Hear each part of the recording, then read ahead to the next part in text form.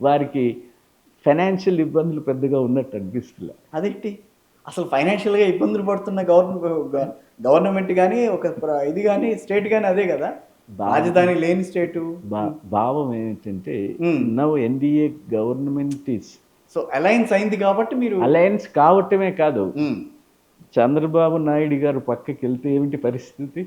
The government is depended and two Chandrababu factors. Okay okay. సహజంగానే ఇప్పుడు ఏది కావాలంటే అది ఇస్తానంటారు, ఇస్తారు.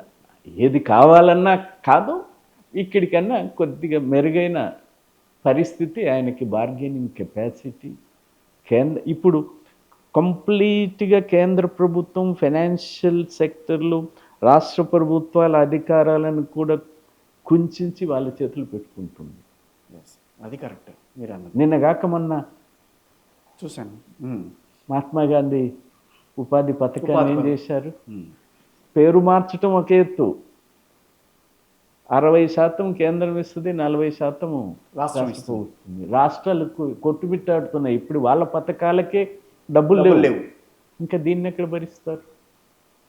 ఇట్లాంటి విషయాల్లో కొంత ఆయనకు వెసులుబాటు ఉంది, చెప్పి తెచ్చుకోవటానికి, చెప్పటానికి. వారు తీసుకెళ్ళటంలే వాళ్ళ ప్రభుత్వాలకి, బీజేపీ ప్రభుత్వాలు, రాష్ట్ర ప్రభుత్వాలకు, ఇతర ప్రభుత్వాలకు, సపోర్ట్ చేసే ప్రభుత్వాలకు తీసుకెళ్తున్నారు. అవును. ఆ రకమైనటువంటి వెసులుబాటు ఒకటి ఉండటము ఆయన గవర్నమెంట్ కొంత